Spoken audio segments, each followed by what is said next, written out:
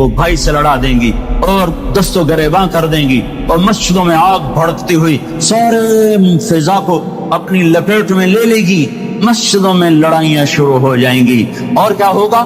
ظہرت القینات والمعازف، گانے والیاں محترم ہو جائیں گی، گانے والیاں محترم ہو جائیں گی، جن کی وجہ سے اللہ ناراض ہوا انہیں کو جب عزت دی جائے گی۔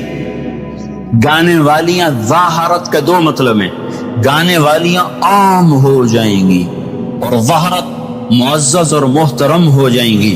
والمعازف، اور موسیقی کے آلات گھر گھر ہوں گے، کوئی گھر موسیقی سے بچا ہوا نہ ہوگا، کوئی گھر موسیقی سے بچا ہوا نہ ہوگا۔ وظہرت القینات والمعازف، گانے والیاں معزز، گانے والیاں محترم۔ محفل موسیقی کے کارڈ چھاپے جا رہے ہیں۔ میرے نبی نے کہا تھا وہ کیا دن ہوگا جب تم بھلائیاں مٹانے لگ جاؤ گے، برائیاں پھیلانے لگ جاؤ گے۔ تم آئے تو تھے بھلائی پھیلانے، برائی مٹانے، پر ایک وقت آئے گا تم الٹے ہو جاؤ گے، بھلائی کو مٹانے لگ جاؤ گے، برائی کو پھیلانے لگ جاؤ۔ تو آپ نے فرمایا گانے والیاں عام اور گانا گھر گھر۔ یاد رکھو جو قوم موسیقی میں ڈوب جائے انہیں ہلاکت سے کوئی نہیں بچا سکتا۔ مشرق اور مغرب اللہ کی پکڑ میں آنے والے، میں آپ کو بتا رہا ہوں، میں نجومی اور کاہن نہیں ہوں، پر میری زندگی کا کچھ عرصہ اللہ کی کتاب کے ساتھ گزرا ہے۔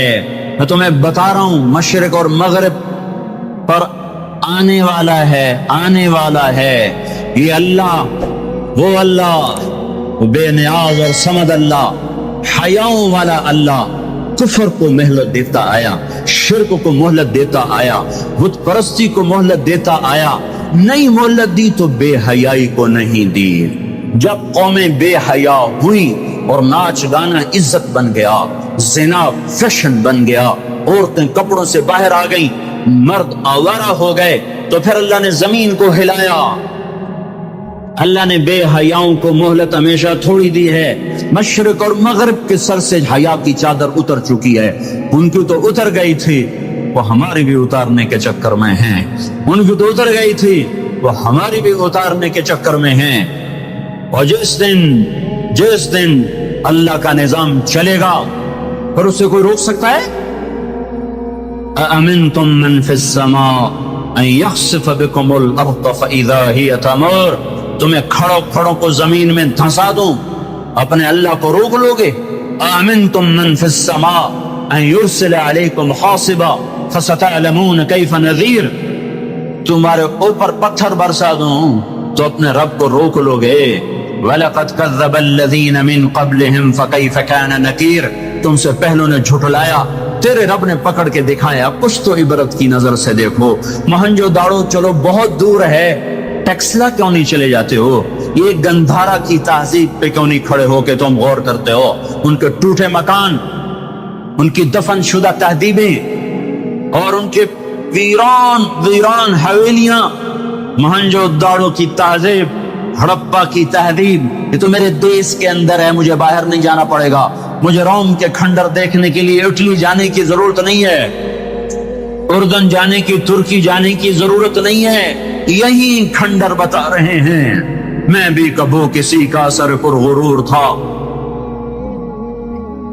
یہ اللہ نے تہذیبوں کو کھنڈر کب بنایا؟ جب نافرمان ہوئے۔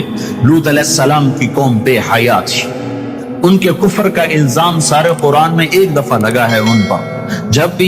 جب بھی نبی کہتا تھا تم غلطی کرتے ہو تو اور انبیاء ان پر کفر کا تم کیوں اللہ کا انکار کرتے ہو، تم کیوں اللہ کا انکار کرتے ہو؟ لوط علیہ السلام نے اللہ نے صرف ایک دفعہ کہا کہ یہ کفر کرتے ہیں، باقی ہر دفعہ جتنی دفعہ اللہ نے ان پر لعنت کی تو کہا تم کیسے بے حیا ہو، یہ تم کیا کام کرتے ہو، تم کیسے بے حیا ہو، تم مردوں سے شہوت پوری کرتے ہو۔ ما سبقکم بہا من احد من العالمین، اس ظالموں تم سے پہلے یہ گندا کام کسی نے نہیں کیا، یہ تم کیا کر رہے ہو؟ جب دھرتی پر یہ کام لوط علیہ السلام کی قوم کا عمل جب دو آدمی کرتے ہیں تو اس جگہ کے فرشتے اٹھ کر اوپر چلے جاتے ہیں کہ ابھی اللہ نے زمین کو ہلایا اور ابھی ہلایا اور ابھی عذاب آیا اور ابھی عذاب آیا. تو لوط علیہ السلام کی قوم پہ اللہ نے 4 عذاب پھینکے ہیں کٹھے. اور 5واں زلزلہ. پہلے آیا زلزلہ، پھر آئی فرشتے کی چیخ، پھر اوپر پڑی پتھروں کی بارش، پھر ان کے چہرے ان کی آنکھیں گئی دھسا دی گئی، اور پھر ان کو اللہ نے یوں اٹھایا اور پلٹا کے یوں مارا. فجعلنا عالیہا سافلہا وامطرنا علیہا حجارۃ من سجیل منضود مصومۃ عند ربک وما ہی من الظالمین ببعید. عجیب بات بتاؤں، پتھروں پہ نام لکھ کے تھے، یہ پتھر فلاں خبیث کے سر پہ پڑے گا، یہ فلاں بدبخت کے سر پر پڑے گا. لوط علیہ السلام کی بیوی ایمان نہیں لائی تو اللہ تعالیٰ کے فرشتوں نے کہہ دیا تو بچ جائے گا، تیری بیوی کے سر پہ پڑے گا پتھر. اور لوط علیہ السلام اتنے تنگ آ چکے تھے، فرشتوں نے انہوں نے پوچھا کب عذاب آئے گا؟ لوط علیہ السلام نے پوچھا فَاصْرِ بِأَهْلِكَ بِقِطْعٍ مِّنَ اللَّيْلِ وَلَا يَلْتَفِتْ مِنكُمْ أَحَدٌ وَامْضُوا حَيْثُ تُؤْمَرُونَ. لوط علیہ السلام کہنے لگے عذاب کب آئے گا؟ تو فرشتوں نے کہا ان موعدہم الصبح، ابھی نہیں، ان موعدہم الصبح، جب صبح کا چاندنا ہوگا تو ان پر عذاب آئے گا. لوط علیہ السلام اتنے تنگ آ چکے تھے، کہنے لگے نہیں نہیں نہیں نہیں، صبح بڑی دور ہے، ابھی لاؤ ابھی لاؤ. تو جواب میں فرشتوں نے کہا الیس الصبح بقریب، صبح بھی تو قریب ہی ہے. الیس الصبح بقریب ان موعدہم الصبح الیس الصبح بقریب، یہ قرآن کی آیت ہے. فرشتوں نے کہا بس 3-4 گھنٹے کی بات ہے، نکلو. فلما اتاہا امرنا، پھر اللہ کا امر آیا.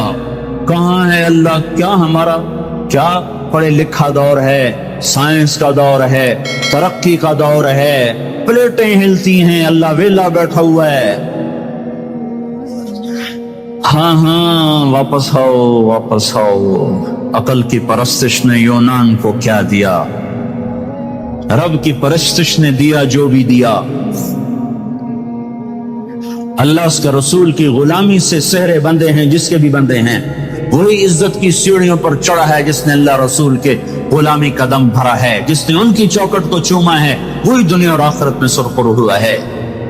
بے حیا معاشرہ ٹوٹ جاتا ہے اور بے حیائی ننگی ہو کے ناچ رہی ہے. کیا حیرت کی بات ہے کہ ننگے ناچ سکرین پہ دکھائے جا رہے ہیں اور دیکھنے والے مزے سے بیٹھے دیکھ رہے ہیں. تو کیا میرے اللہ کو غیرت نہ آئے گی؟ میں یہ لوط علیہ السلام کی قوم کے علاقے میں پھرا ہوں، 300 میل کا علاقہ ہے، غور آج کل اس کو کہتے ہیں. پوری پٹی پہ پھرا ہوں. وہ سارا پہاڑی علاقہ ہے، اسلام آباد کے پہاڑوں میں سب بڑے نہیں چھوٹے چھوٹے خوبصورت پہاڑ. چلتے چلتے ایک دم بیچ میں نشیب آتا ہے اور یوں زمین 300 میل تک بیٹھی ہوئی نظر آتی ہے. عربی زبان میں بیٹھی چیز کو غور کہتے ہیں. یہ زمین کیسے بیٹھ گئی؟ جب لوط علیہ السلام کی بستی کو اٹھایا اور اٹھا کر اوپر سے زمین پر مارا تو وزنی چیز جب زمین پر گرتی ہے تو دائیں بائیں زمین نیچے بیٹھ جاتی ہے. اس طاقت سے وہ بستی زمین پر گری کہ 300 میل تک ساری زمین بیٹھ گئی. تو لوط علیہ السلام صبح نکلے، نکلنا تھا کہ پہلے زلزلہ آیا، زلزلہ آیا، پھر فرشتے کی چیخ آئی، پھر پتھر برسنے لگے، چیخ و پکار. لوط علیہ السلام نے بیوی سے کہا تھا پیچھے نہ مڑ کے دیکھنا، پر اللہ کا فیصلہ ہو چکا تھا کہ اس کا بھی سر ٹوٹنا ہے. تو چلتے چلتے چلتے بس وہ نہیں رہ سکی، ذرا یوں اتنی کو گردن ٹیڑھی ہوئی تھی کہ اوپر سے پتھر آیا اور اسے بھوسا بنا کے پھینک دیا. تو میرے بھائیو، ہم سب خطرے کی لپیٹ میں ہیں، باری لگ چکی ہے، نمبر بنمبر، نوبت بنوبت. یہ ہوگا، یا لوگ توبہ کریں گے یا اللہ کی نشانیاں کھل کے آئیں گی. جب یہ ہوگا، جب یہ ہوگا، جب میری امت گانے بجانے کو جو قومیں گانے بجانے میں ڈوبتی ہیں وہ ہلاک ہو جاتی. چلو میں کہتا ہوں اور جو پورا قرآن بھی پرانی کتاب اور حدیثیں بھی پتہ نہیں ہیں کہ نہیں ہیں. کتنا ایک طبقہ ہے جاہلوں کا جو یہ بھی کہتا ہے وہ اقبال کو تم مان دو تمہارا شاعر مشرق ہے، حکیم الامت کا لقب پایا ہے. 1996 میں انڈونیشیا جماعت میں گیا تھا تو وہاں کا جنرل حبیبی تھا مسلمانوں کا لیڈر.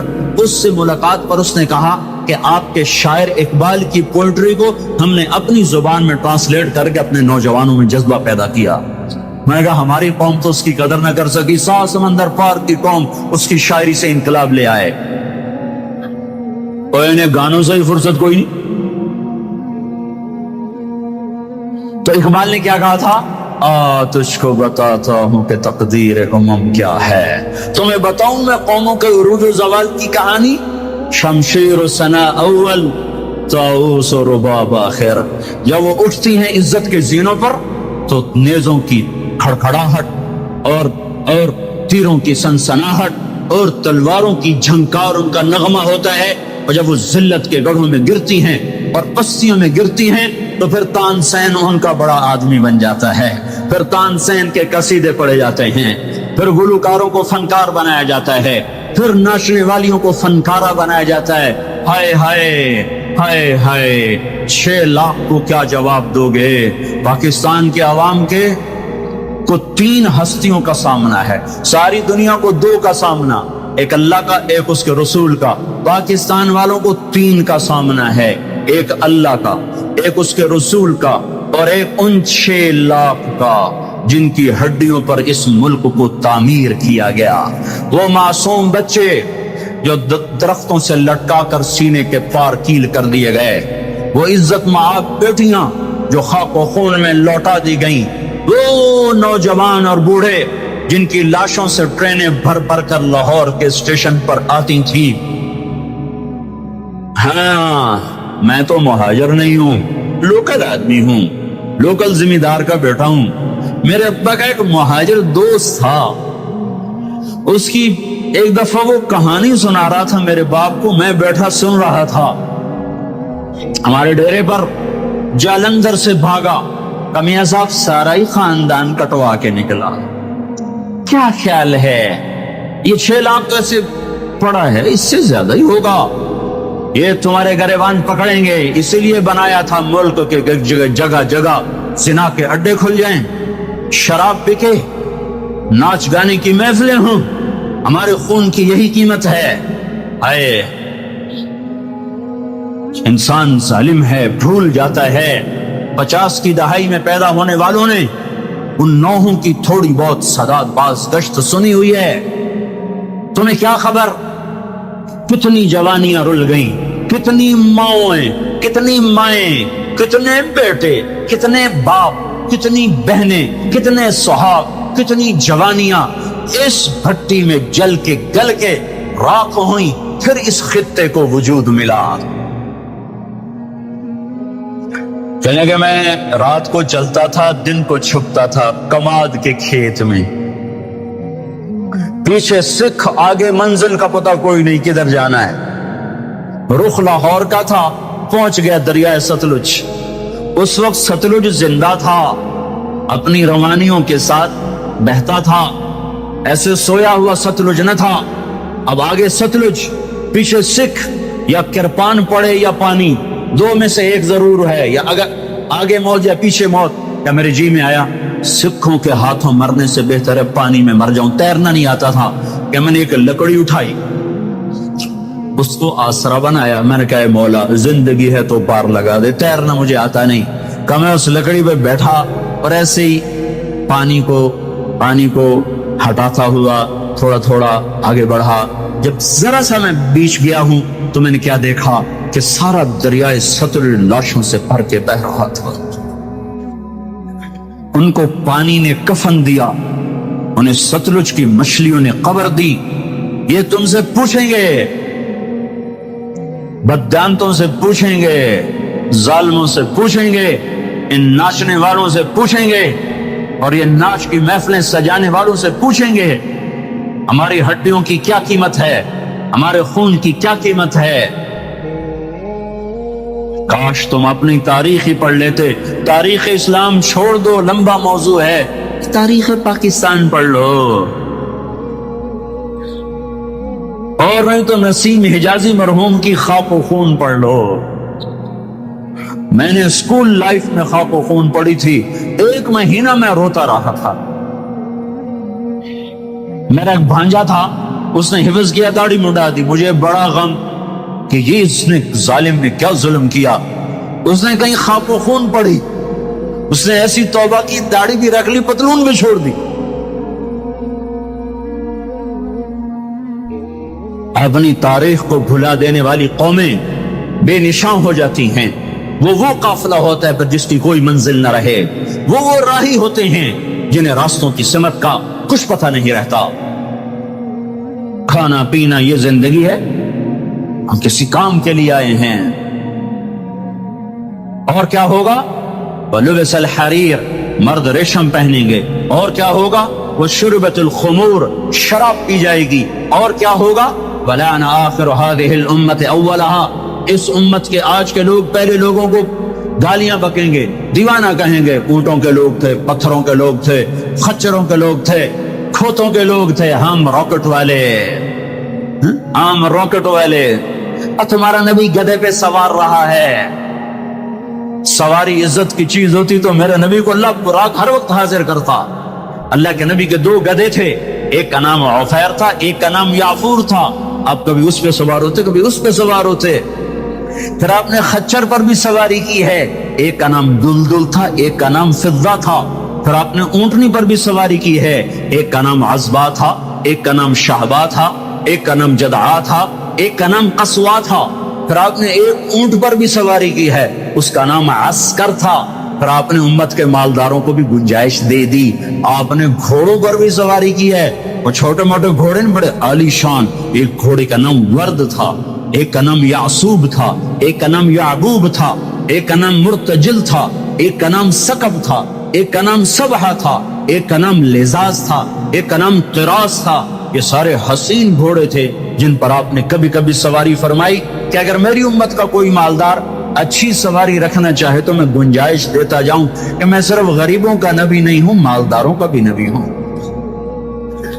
یہ جب سب کچھ ہوگا, میں ساری کو ایک دفعہ دوبارہ دہراتا ہوں, عزت تو خزل فی ادو والا, جب حکومت کے کارندے بددیانت ہو جائیں گے, خزانہ خود لوٹ لیں گے. والامانت مغنما, عوام بھی بددیانت ہو جائیں گے, امانت کھا جائیں گے. والزکاۃ مغرما, زکات دینے والے زکات دینا چھوڑ دیں گے. وتعلم لغیر الدین, علم دین دنیا کمانے کے لیے ہوگا. واطاع الرجل زوجته, لوگ بیویوں کے فرما بردار. واقع امه, ماؤں کے نافرمان. وادنا صدیقه, دوست کا استقبال. واقصى اباه, باپ کو ذلیل و خوار کریں گے. وصاد القبیلۃ فاسقهم, قبیلے کا سردار فاسق. وکان رئیس القوم ارذلهم, حکومت نااہل انسانوں کے ہاتھ میں.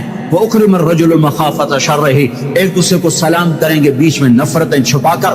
اور وَارْتَفَعَتِ الْأَصْوَاتُ فِي الْمَسَاجِدِ, اور مسجدوں میں لڑائیاں شروع ہو جائیں گی. وَظَهَرَتِ الْقَيْنَاتُ وَالْمَعَازِفُ, گانا بجانا عام ہوگا, گانے والیاں محترم ہوں گی. وَلُبِسَ الْحَرِيرُ, اور ریشم پہنا جائے گا. وَشُرْبَتِ الْخُمُورُ, اور شراب پی جائے گی. وَلَعَنَ آخِرُ هَذِهِ الْأُمَّةِ أَوَّلَهَا, آج کے لوگ پچھلے لوگوں کو برا بھلا کہیں گے. جب یہ سب کچھ ہوگا تو پھر کچھ اور بھی ہوگا. وہ کیا ہوگا؟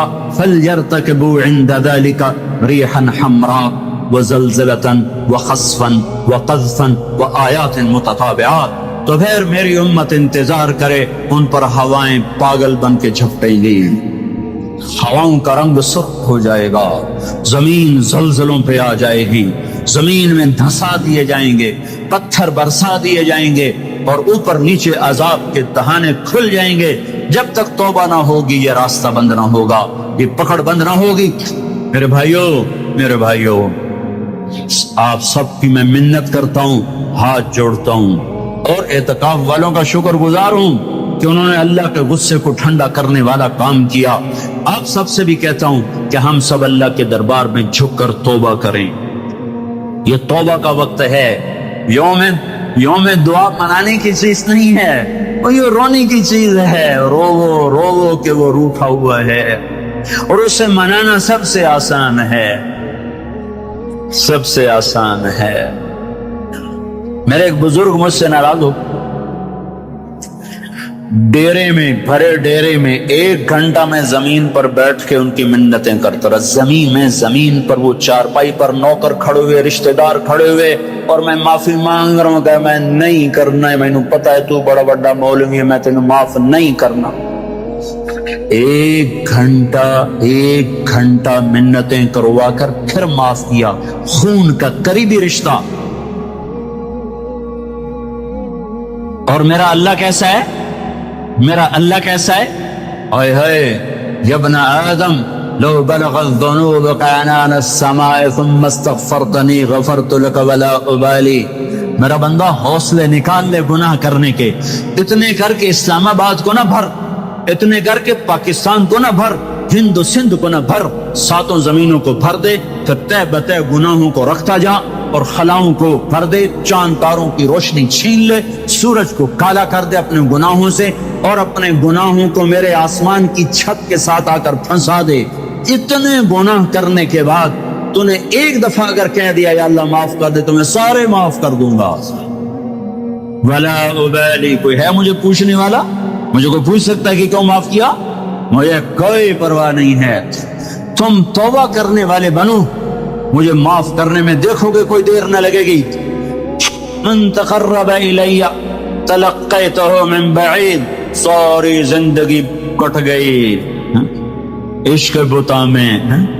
مومن سے چوک ہو گئی، یا ویسے شاعری کی ترنگ میں کہہ دیا آخر عمر میں کیا خاک مسلمان ہوں گے. آخر عمر تو بہت زیادہ ہے، آخری سانس میں بھی توبہ کر لے تو اللہ گلے سے لگا لے. جو اپنے گناہوں کا بوجھ لے کر ندامت کے آنسو بہاتا ہوا بوجھل قدموں کے ساتھ اللہ کے گھر کی طرف بڑھتا ہے کہ آج اللہ کو منانے جا، آج اس سے صلح کرنے جا رہا ہوں. ماؤں کو منانے جاؤ وہ بات نہیں کرتی، باپ کو مناؤ وہ الٹا پٹائی کرتا ہے. بھائی کو منانے جاؤ وہ دروازہ نہیں کھولتا. اور رب کو منانے جاؤ کب جب بال گناہوں میں جکڑا ہوا، جب رواں گناہوں کا گٹر بنا ہوا، جب پیچھے مڑ کے دیکھو تو کوئی ایک کرن کہیں نیکی کی نظر نہ آتی ہو. سیاہیوں میں لتھڑا ہوا، گندگیوں میں ڈوبی ہوئی یا ڈوبا ہوا، لتھڑی ہوئی یا لتھڑا ہوا، غفلت میں زندگی گزارنے والی یا گزارنے والا. جب یہ بوجھل قدموں سے اللہ کی طرف بڑھتا ہے تو میرا اللہ کہتا ہے ٹھہرو، میں تیرے استقبال کے لیے عرشوں سے نیچے اتر کے خود آگے آ رہا. تلقیتہ من بعید. آؤ جی ہم آگے نہیں بڑھ جاتے اپنے قریبی دوست کے لیے؟ آؤ جی. تو یہ کچھ میرا اللہ کہہ رہا ہے، جو توبہ کرنے میری طرف آتا ہے میں آگے بڑھ کے اس کا استقبال کرتا ہوں. ومن اعرض عنی نادیتہ عن قریب. جو مجھ سے روٹھ جاتا ہے اس کو خود قریب جا کے بلاتا ہوں. الی عین اولک رب غیری. میرا بندہ کو مجھ سے پیارا رب تیرے پاس ہے؟ کہاں جا رہے ہو؟ جس سے ماں نافرمان بچے کو کہتی کہاں جا، جاہل تھے، جانور تھے، اور جب انسانیت کا شعور آیا تو وہ اٹھ کے اللہ کے پاس چلے گئے. اور تمہارے ہیں تو قدر کر لو، میں تو محروم ہوں ان دونوں سے. تمہارے زندہ ہیں تو قدر کرو ورنہ کف افسوس ملتے رہو گے. موسیٰ جیسوں سے اللہ نے کہہ دیا جب ماں مر گئی، موسیٰ کوہ طور پہ اب ذرا سنبھل کے آیا کرو، دعائیں کرنے والی چلی گئی.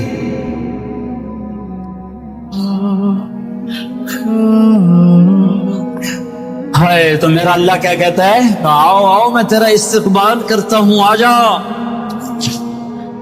میرا بندہ کہاں جا رہا ہے؟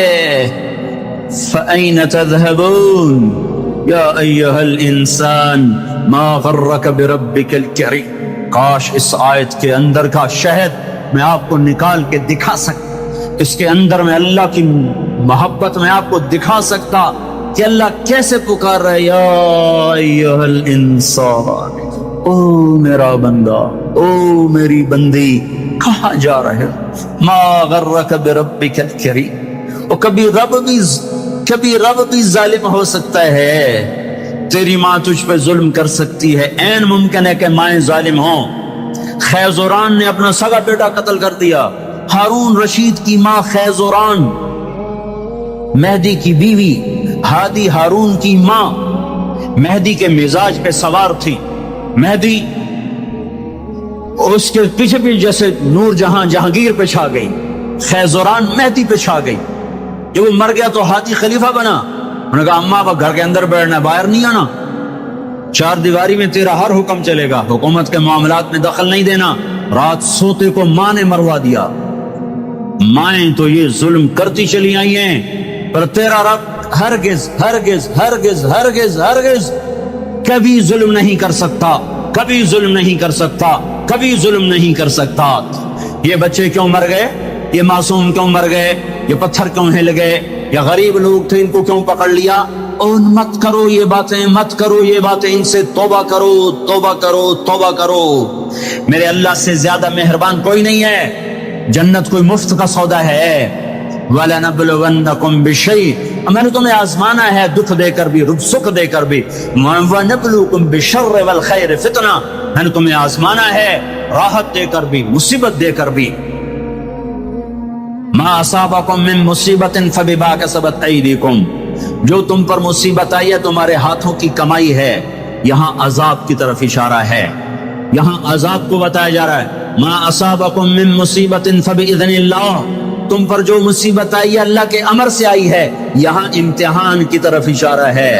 سنو، دو آیات آپ کو بتا رہا ہوں، دونوں کا مصداق الگ ہے۔ ما اصابکم من مصیبت فبما کسبت ایدیکم، تم پہ جو دکھ تکلیف آیا ہے تمہارے گناہوں کا نتیجہ ہے۔ ما اصابکم من مصیبت فباذن اللہ، تم پر جو مصیبت آئی ہے اللہ کی اجازت سے آئی ہے۔ یہ باذن اللہ، بما کسبت ایدیکم، بما کسبت ایدیکم پر جب زمین آسمان ہلتے ہیں تو اللہ کا عذاب ہوتا ہے، اور باذن اللہ پر جب زمین آسمان ہلتے ہیں تو اللہ کا امتحان ہوتا ہے۔ اچھا چلو، ان پر یہ تو گناہگار بھی ہوں گے، کون سے معصوم تھے، گناہگار بھی ہوں گے۔ اللہ تعالیٰ ایک حدیث میں آتا ہے اللہ اپنے بندے کے لیے جنت میں ایک مقام طے کرتا ہے، وہ اپنے عمل سے پہنچ نہیں پاتا تو اللہ اس کو مصیبت ڈال کے اس کو وہ مقام عطا فرما دیتا ہے۔ اور اللہ تعالیٰ جنت میں جب مصیبت زدہ لوگوں کو بلائے گا، مصیبت والے آ جاؤ، اعلان ہوگا 8 اکتوبر کے زلزلے والے آ جاؤ۔ جب اللہ ان کو جنت کے درجات دے گا تو جو لوگ عافیت میں رہے ہوں گے وہ کہیں گے ہائے کاش دنیا میں ہمارے گوشت کینچیوں سے کاٹے جاتے اور ہمیں بھی یہ رتبہ مل جاتا۔ کینچی کیوں کہا، تلوار کیوں نہیں کہا، خنجر کیوں نہیں کہا؟ کہ تلوار اور خنجر کام تیزی سے دکھا جاتے ہیں، کینچی تو کپڑا کاٹنے کے لیے ہے، بوٹی کاٹنے کو تو نہیں ہے۔ اس بات کی طرف اشارہ ہے کہ کینچیوں سے ہمیں کاٹتے، رگ رگ ہماری پھڑکتی اور دکھتی اور ہم ہائے ہائے کرتے مرتے، پر اگر ہمیں یہ مل جاتا تو ہمیں کوئی نقصان نہ تھا۔ تو اللہ اچھوں کو بھی آزماتا ہے، بروں کو بھی۔ آزمائش کے بعد لوگوں میں کفر بڑھے تو عذاب کی نشانی ہے، آزمائش کے بعد لوگوں میں توبہ آئے تو یہ اللہ پاک کے امتحان کی نشانی ہے۔ اللہ تعالیٰ نے پہاڑ ہلائے، چلو ان میں قصوروار بھی تھے، بے نمازی بھی ہوں گے اور دوسرے کاموں والے بھی ہوں گے۔ امام حسین نے کیا قصور کیا تھا جو سینہ چھید دیا گیا؟ کیا قصور کیا تھا امام حسین نے؟ وہ سینہ جس کو یعنی حسن حسین وہ ہستیاں ہیں جن کی بوٹی بوٹی پر اللہ کے نبی نے بوسے لی، ایسے چوما، یہاں تک چوما، صرف سر اور ماتھا نہیں چوما۔ کیا قصور کیا تھا امام حسین نے؟ یہ کیا عذاب آیا؟ نعوذ باللہ، میں آج کے ذہن کی ترجمانی کر رہا ہوں۔ اللہ کے نبی گلی میں گزرے، بچے کھیل رہے، امام حسین بھی کھیل رہے، تو آپ نے کہا پکڑو بھائی حسین کو، جیسے بڑا آدمی چھوٹے کے پیچھے بھاگتا ہے، پکڑو بھائی پکڑو۔ تو آگے امام حسین بھاگے ادھر گئے، تو آپ آگے سے آ گئے، پکڑو بھائی پکڑو، تو وہ ادھر چلے گئے، پھر آپ آگے سے آئے، پکڑو بھائی پکڑو۔ اب وہ جیسے بچہ یوں سمجھتا ہے میں بڑا دلیروں، میرا پیو میں نپے نہیں سکتا، میں کیڈا بڑا ایتھلیٹ بن گیا۔ تو وہ یہی کچھ امام حسین کر رہے تھے، کبھی ادھر ہوتے کبھی ادھر ہوتے، ہمارے نبی کبھی آگے ہوتے کبھی پیچھے ہوتے، یہاں تک کہ ان کو ایسے پکڑ کے اٹھایا اور ان کے ہونٹوں اور ماتھے کو چوما تو فرمایا حسین مجھ سے ہے، میں اس سے۔ اب اس کو کیوں سین، ہائے ہائے کیا تیر لگے ہیں، کیا تیر لگے ہیں، کیا تیر لگے ہیں۔ ادھر آ ستم در ہنر آزما، تو تیر آزما ہم جگر آزما۔ وہ صرف حسین تھوڑا ہی شہید ہوئے، 16 آل رسول میں سے شہید ہو گئے۔ امام حسن کے بیٹے قاسم اس قافلے کے سب سے حسین نوجوان تھے۔ جب سارے جان نثار شہید ہو گئے تو پھر اہل بیت کی باری آئی، تو سب سے پہلے قاسم نے اپنی جان کا نذرانہ پیش کیا اور آ کر اپنے چچا کے سامنے کھڑے ہوئے، بیچ میں لوہے کی دیواریں ان پر جو تلوار پڑی ہاتھ پر ہاتھ کٹ کے الگ ہوا, زمین پر گرا, ان کا یا عمّا ہے چچا. تو امام حسین کہاں پہنچتے, لوہے کو چیرتے چیرتے جب پہنچے تو ظلم اپنا کام دکھا چکا تھا, اور بیٹا بھتیجا آخری سانسوں میں ہچکیاں لے رہا تھا. تو اس کے سرانے کھڑے ہو کر کہا, قاسم میرے بیٹے, آج تیرے چچا کے دوست بڑے تھوڑے ہیں اور دشمن بڑے زیادہ ہیں. اللہ ناصر ہو وکفر باطر ہو. وہ کیا دن ہوگا جب اللہ کا رسول تیری طرف سے خود مدعی بن کے عدالت میں آئے گا. اس دن ان کو کہاں جائے پناہ ملے گی. ایک دفعہ تلواریں رک گئی امام حسین کے یہ بول سن کر. ان کو اٹھایا, سینے سے چمٹا کر ان کے پاؤں زمین پہ لگتے جا رہے تھے. جہاں پہلے جعفر کے بیٹے شہید ہوئے پڑے تھے, جعفر کے بیٹے عون, عبداللہ, محمد, عون اور محمد یہاں شہید ہوئے ہیں. عبداللہ زندہ سلامت رہے جن سے حضرت جعفر کی نسل چلی. عون اور محمد کے ساتھ جا کے قاسم کو لٹا دیا. 16 آخری شہزادہ عبداللہ, امامہ حسین کے 4 بیٹے شہید ہوئے, علی الاکبر, علی الاوسط, ابو بکر, عبداللہ, 4 بیٹے شہید ہوئے.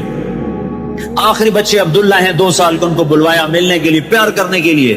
خود رہ گئے, بچہ رہ گیا تھا, اب جانے کا وقت آ چکا ہے.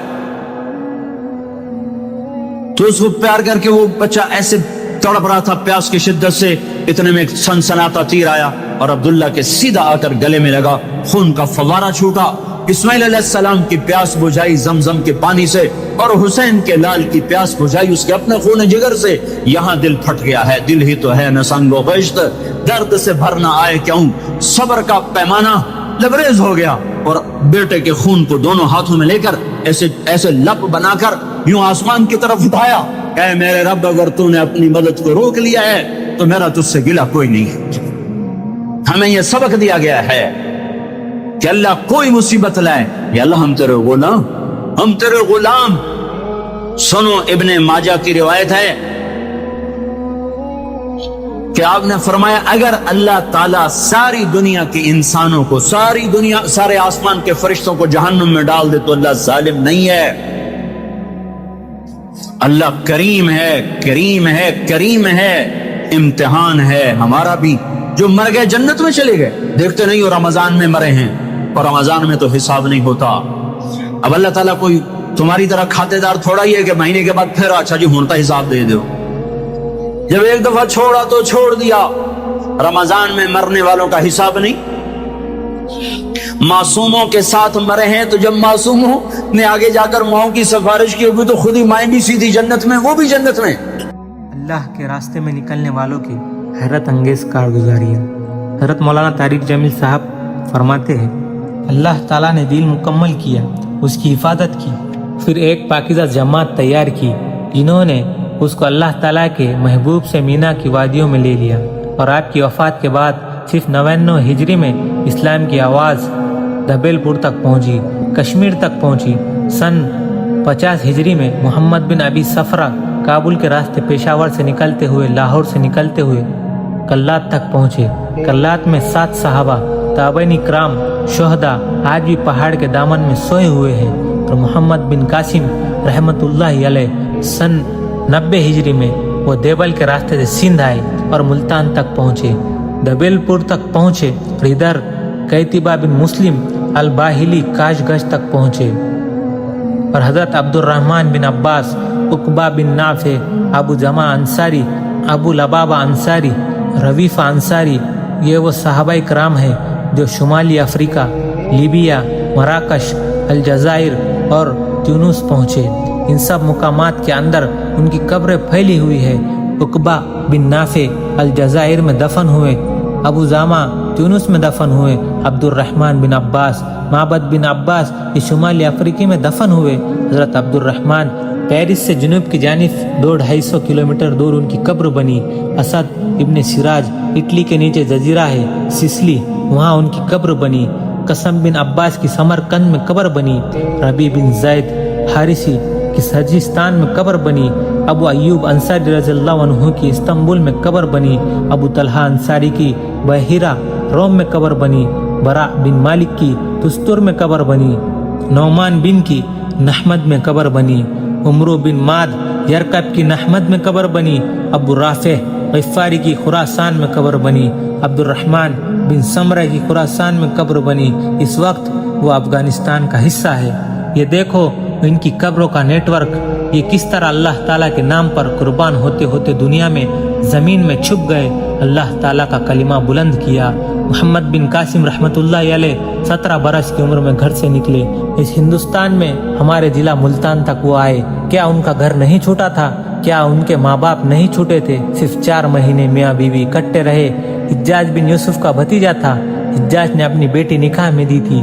4 महीने बाद सिंध में जिहाद की जरूरत पड़ी तो उठकर उनको भेज दिया और 2 साल यहाँ रहे। फिर घर देखने की नौबत नहीं आई, फिर शहीद हो गए।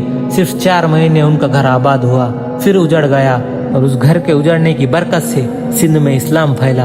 हर कलिमा पढ़ने वाला मोहम्मद बिन कासिम के खाते में जा रहा है। सौदा करके गए, एक घर तो उजड़ा लेकिन कई घर आबाद हुए। सन 90 हिजरी से लेकर आज तक सिंध के मुल्तान तक जो नस्लें चली आ रही है वो मोहम्मद बिन कासिम के खाते में जा रही है।